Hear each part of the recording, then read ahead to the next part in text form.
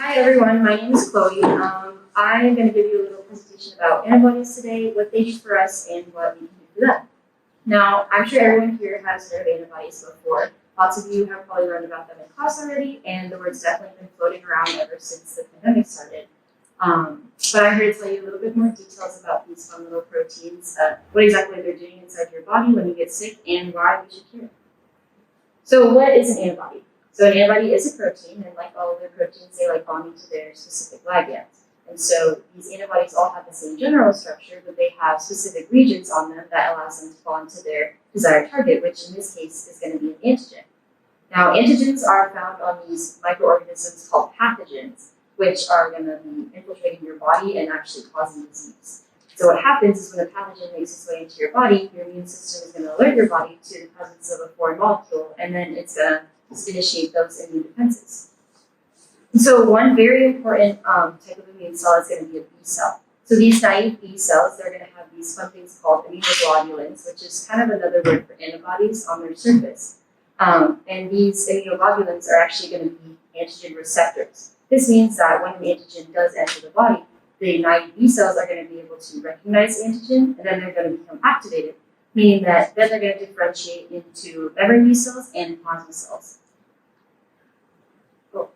And then once the plasma cells have been created, they're going to be the ones that are actually secreting antibodies. And so the plasma cells that are created off of these naive B cells. And so antibodies can't do very much on their own in terms of getting rid of the pathogen themselves, but they will attach to an antigen and form these immune complexes, which are going to prevent the pathogen from actually entering a cell and infecting it. And so while they do this, they can help prevent an infection. They can't really do much in terms of removing the pathogen from the body. But they will signal for a process called phagocytosis, which is going to trigger other cells to come in and destroy the pathogens, like macrophages and dendritic cells. So essentially, other immune cells are going to come in and eat these pathogens. And antibodies also do another fun thing by helping to activate complement, which is going to help aid in a lot of the immune responses by triggering inflammation. They're going to highlight some of the pathogens, and they can also help kill through lysis. And so why do we need antibodies in our body? Well, we are unfortunately surrounded by pathogens every single day. Germs are quite literally all around us. And there's a couple of different areas on your body that are especially susceptible to pathogen invasion, like your nose and your mouth. There's areas on your body that might be a little bit more difficult to break through at first contact, like your skin, but injuries like an open wound are definitely going to make you way more susceptible to pathogen invasion. And so these disease-causing microorganisms are all around us all the time. Why are we not constantly sick? Well, luckily for us, our immune system is constantly working. So a lot of times, smaller pathogens can maybe be neutralized before they actually start causing like cell destruction and damage and all that kind of stuff. You start feeling symptoms. And also, the immune system has kind of like a backup system to help make sure we're always prepared for different types of like infections, disease, pathogens, all that kind of fun stuff. So this little element is going to come from the differentiated naive B cells that I talked about earlier, but it's going to be the memory B cells.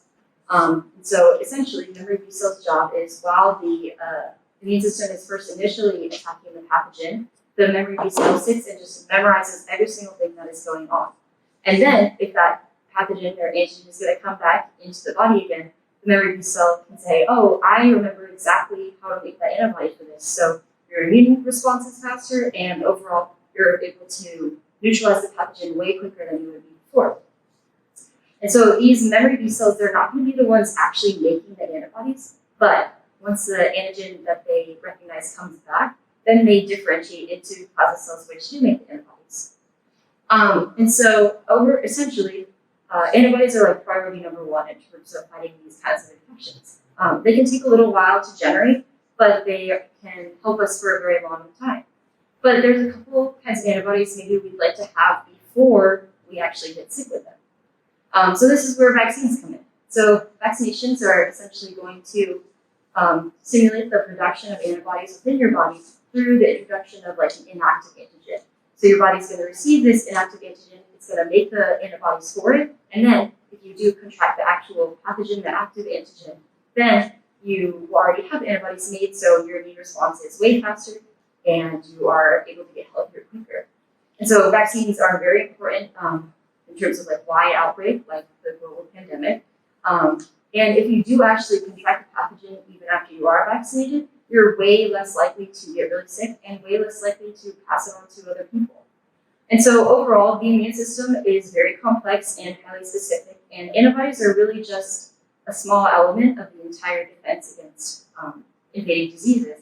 But understanding the inner workings of your body and how everything is flowing and working together, especially in terms of illness prevention, is going to help you by motivating you to take some precautionary measures, even just as simple as like washing your hands during cold and flu season, to help prevent yourself and others from getting sick. And every single thing we learn about the immune system helps lead us towards further advances in medicine, just for the overall goal of ensuring a healthier population. That's